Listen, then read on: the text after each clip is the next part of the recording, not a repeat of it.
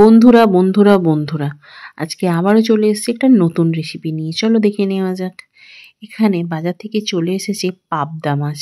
তো পাবদা মাছটা কিভাবে পরিষ্কার করি সেটাই তোমাদেরকে দেখাচ্ছি। যে কালো কালোগুলো কি জানো, এই যে মাছের গায়ের ময়লা, এই যে পাবদা মাছের এই সাইডগুলো না ভীষণ কালো ময়লার মতো থাকে। অ্যাকচুয়ালি পাবদা মাছের সেরকম কোনো আঁশ নেই, গায়ে একটা পিচ্ছল পদার্থ থাকে, সেটাই হালকা কালো রঙের। তো সেটাই একটা খসখসে জায়গায় ভালো করে ঘষে পরিষ্কার করে নিতে হয়, না হলে তো এই মাছ তো এমনিতেই ফাটে, এরপর আর বলতে হবে না কিরকম ফাটে কড়াই দিলে। তো বুঝতেই পারছো মাছগুলো খুব ভালো করে ধুয়ে ঘষে নিচ্ছি। আর ওখানে কিছু কুঁচো চিংড়িও এনেছিল বাজার থেকে, তো অল্পই মাছ ছিল। তো মাছটা ভালো করে ওই ঘষে ঘষে, এই যে দেখো এই যে এই কালোটা পুরো সাদা করে নিতে হবে ঘষে ঘষে।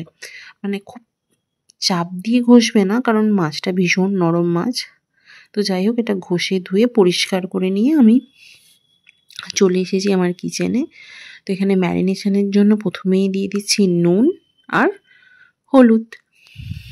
আর আরেকটা জিনিস দেব, কি বলো তো, সর্ষের তেল। হ্যাঁ, নুন হলুদ আর সর্ষের তেল দিয়ে মাছটা খুব ভালোভাবে ম্যারিনেট করতে হবে। তো যেভাবে বললাম ঠিক ওইভাবে মাছটা ধোবে। তারপর ম্যারিনেটের জন্য এই যে নুন হলুদ আর সর্ষের তেল দিয়ে খুব ভালোভাবে ম্যারিনেট করে রেখে দেবে প্রায় 10 থেকে 15 মিনিট বা 30 মিনিট রাখলে খুবই ভালো। যেহেতু সর্ষে আর পোস্ত দিয়ে করব, এখানে নিয়ে নিলাম 1 চামচ সর্ষে আর 1 চামচ পোস্ত। আর কালো সর্ষের মধ্যে অপশনাল অবশ্যই সাদা সর্ষে একটু নিয়ে নিয়েছি। এদিকে কড়াইয়ে তেল গরম করে নিয়েছি। ভিডিওটা খুব বড় আমি করব না, তাই একটু ঝটপট দেখাচ্ছি। তো কড়াইয়ে তেল গরম করে নিয়েছি। তেলটা বেশ একদম লাল হয়ে গরম হয়ে ধোঁয়া উঠবে। তো তখন প্রথমে একটা মাছ দিয়ে না একটু ঢাকা চাপা দিয়ে দেবেন, না হলে গায়ে ফাটতে পারে। এই মাছ প্রচুর ফাটে। তো আবারও দিয়ে একটু ঢাকা দিয়ে দিলাম। গ্যাসের ফ্লেমটা মিডিয়ামে রেখে মাছটা আমি ভেজেছি। খুব হাই ফ্লেমেও না আর খুব লো ফ্লেমেও না। আর হাই ফ্লেম ভাবলে তো বুঝতেই পারছেন কাঁচা থেকে যাবে, বাইরেটা পুড়ে যাবে। তো যাই হোক, মাছগুলো যখন ভাজা হয়ে গেল, কড়াই থেকে তুলে নিলাম। প্রথমেই দিয়ে দিলাম অল্প একটু কালো জিরে, কাঁচা লঙ্কা আর টমেটো, আর কিছুই না। টমেটোটা দিয়ে নুন দিয়ে দিলাম, দিয়ে ঢাকা দিয়ে দিলাম। দিয়ে আর কি 5 মিনিট ঢাকা দিয়েছিলাম যাতে টমেটোটা সফট হয়ে যায়। তো ঢাকা খুলে একটু টমেটোটা ভালো করে নাড়াচাড়া করে দিচ্ছি। দিয়ে একদম সাদামাটা রেসিপি, হলুদ পরিমাণ মতো, যে যেরকম ঝাল খাবে সেই অনুযায়ী, লঙ্কা, নুন তো আগেই দিয়ে দিলাম টমেটোর উপরে যাতে সফট হয়ে যায়। এদিকে পোস্তর মধ্যে একটু জল দিয়ে গুলে রেখেছিলাম। তো এই পোস্ত বাটা, পোস্তর সাথে সাদা তেলও নিতে পারেন আপনারা। তো দিয়ে এটা ভালো করে নাড়াচাড়া করে একটু কষিয়ে নেব, পোস্তর কাঁচা গন্ধটা যাতে চলে যায়।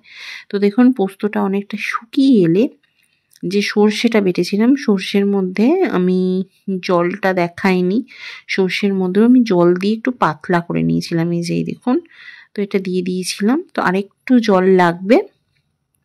তো এটা ভালো করে মিশিয়ে নিয়ে আরও একটু জল এখানে বাটি ধুয়ে আমি দিয়ে দিয়েছিলাম। যাই হোক, একটু ঝোলটা হালকা ফুটে ফুটে এলে, চারিদিকে যে দেখুন একটু একটু ফুট ধরলে, তখন মাছগুলো আমি এইভাবে সাজিয়ে দেবো। গ্যাসের ফ্লেমটা লো ফ্লেমে করে দিই, কারণ অনেকটা পাতলা গ্রেভি রাখবো না, আবার খুব তাড়াতাড়ি এটা ফুটে গেলে মাছের মধ্যে ঢুকবেও না, সেই জন্য। আশা করি বুঝতে পারলেন। তো এইভাবে ঝোলটা ফুটে গেলে মাছগুলো আমি একটু সাজিয়ে দিয়ে 5 মিনিটের জন্য ঢাকা দিয়ে দেব। 5 মিনিট পর আবার মাছগুলো উল্টে দেব। তো এইভাবে ঢাকা দিয়ে দিয়েছি। 5 মিনিট পর মাছগুলো উল্টে নিয়ে একটু ঝোলটা শুকিয়ে নিয়েছি। আর উপর থেকে কি দিলাম বলুন তো, কাঁচা সর্ষের তেল দিয়ে ব্যাস মাছের ঝালটা একদম রেডি হয়ে গেছে, নামিয়ে নেবেন। ব্যাস আর কিচ্ছু নয়, সাদা মাটা একদম সিম্পলি একটা রেসিপি। এই দিয়ে খেয়ে ফেলুন দেখি একতলা ভাত, নাইবা হলো 5 তরকারি,